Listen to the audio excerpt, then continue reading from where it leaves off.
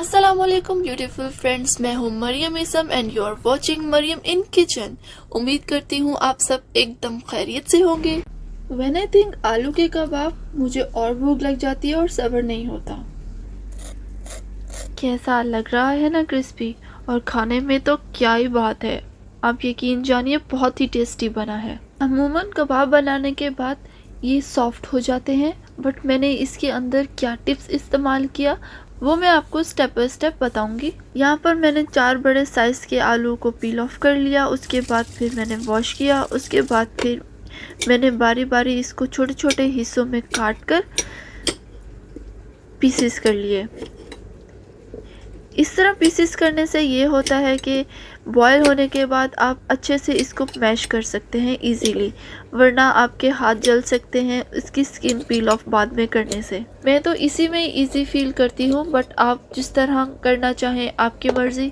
इसके बाद पानी बॉईल करेंगे। बॉईल करने के बाद आलू के पीसेस को मैंने उबलते हुए पानी के अंदर ट्रांसफ़र कर दिया है और इसको 10 से 12 मिनट तक बॉईल करूँगी। आप स्टीम भी कर सकते हैं, माइक्रोवेव भी कर सकते हैं। अगर आपके पास आलू कुछ बचे हुए हैं कल के, उसके भी आप कबाब बना सकते हैं, रोस्ट भी कर सकते हैं, उसको भी मैश कर सकते हैं, आपकी मर्ज़ी। जब तक आलू बॉईल हो रहे हैं तब तक ब्रेड को ब्रेड क्रम्स में तब्दील करते हैं। ये भी एक बहुत अच्छी टिप है जो मैं प्रीवियस वीडियो में भी आपको डिटेल से बता चुकी हूँ। अगर आपको वीडियो देखनी है तो मैं ऊपर लिंक में मेंशन कर दूँगी।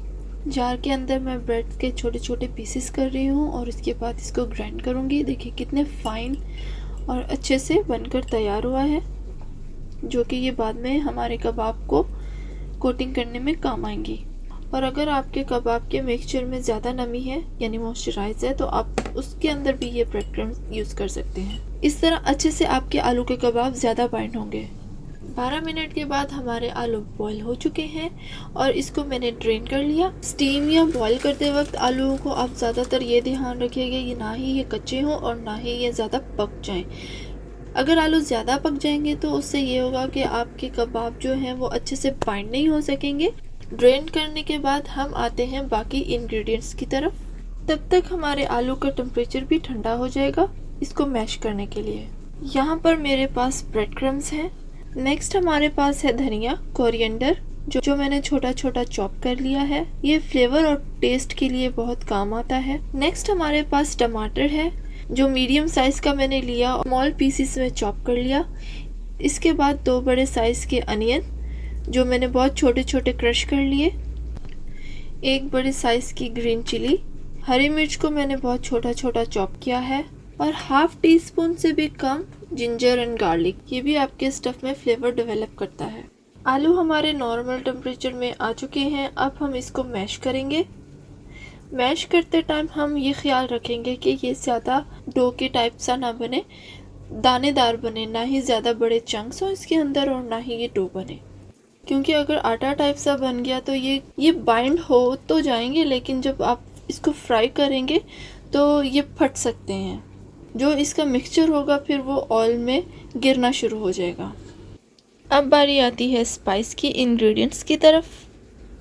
यहाँ पर मैंने 2 टीस्पून सॉल्ट यूज़ किया है, ½ टीस्पून अजवाइन, 1/4 टीस्पून मैंने यहाँ पर ज़ीरा, साबुत ज़ीरा यूज़ किया है, बाकी मैं पाउडर यूज़ करूँगी। ये ½ टीस्पून मैंने पाउडर ज़ीरे का यूज़ किया है। 1/4 टीस्पून ब्लैक सीड्स यानी कलौंजी, 1/4 टीस्पून हल्दी, ½ टीस्पून रेड फ्लेक्स, तकरीबन 1/4 teaspoon black pepper, 1 teaspoon chaat masala. इन सब को अच्छे से मिक्स करेंगे। इसके बाद हम लेमन जूस ऐड करेंगे। लेमन जूस के साथ फ्लेवर बहुत अच्छा आएगा। यहाँ पर मैंने सूखा धनिया भी ऐड किया है। इसके बाद वो तमाम इंग्रेडिएंट्स डालेंगे जो मैं आपको बता चुकी हूँ, कोरिएंडर, अनियन, टमाटर, गार्लिक, जिंजर, ग्रीन चिली। अब हम इस तमाम इंग्रेडिएंट्स को अच्छे से इसके अंदर मिक्स करेंगे। मिक्स करने के बाद, क्योंकि हमने इसके अंदर लेमन जूस डाला है तो ये मॉइस्चराइज थोड़ा सा और हो जाएगा, तो हम इसलिए ब्रेड क्रम्स भी ऐड करेंगे ताकि कबाब अच्छे से कंबाइन हो सके।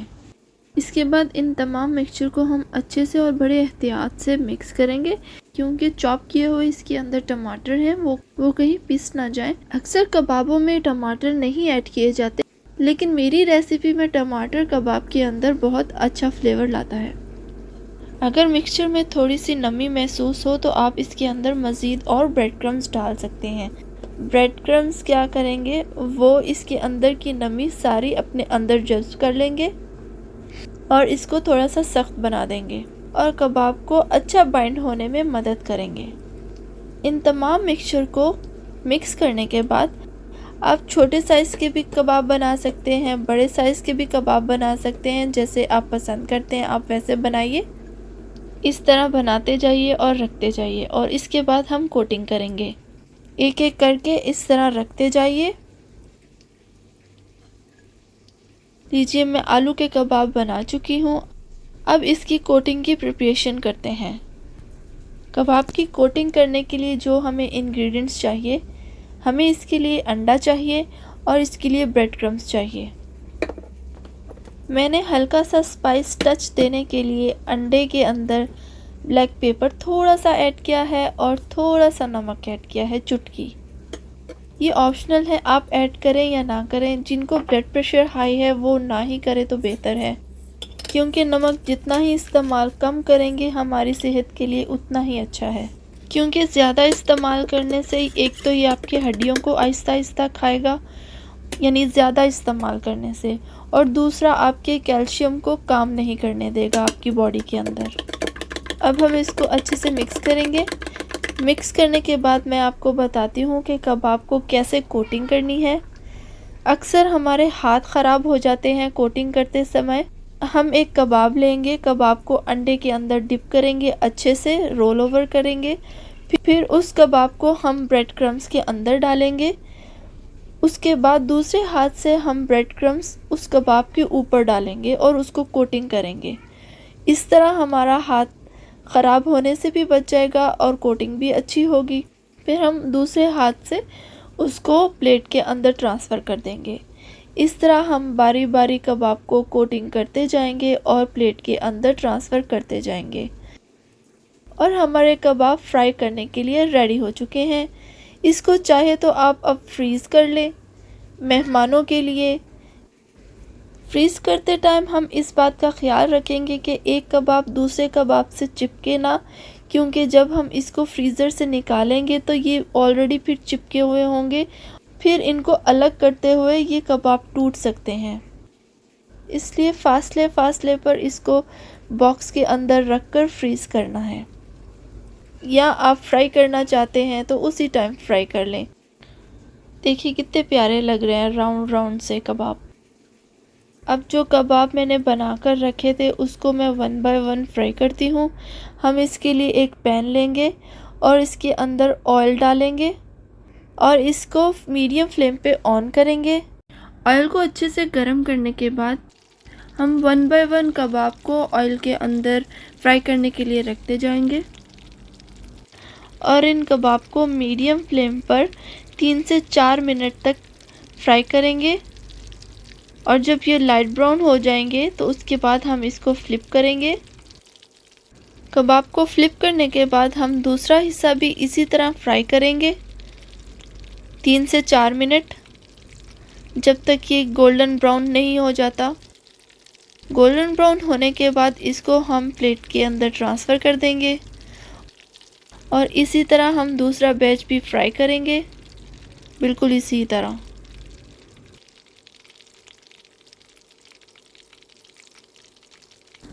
Here we go, it's ready now۔ یہ ایک اور ڈش آپ اپنے مہمانوں کے لیے سرو کر سکتے ہیں، جو کہ بہت ہی ایزی اور بہت ہی ٹیسٹی، چٹپٹی۔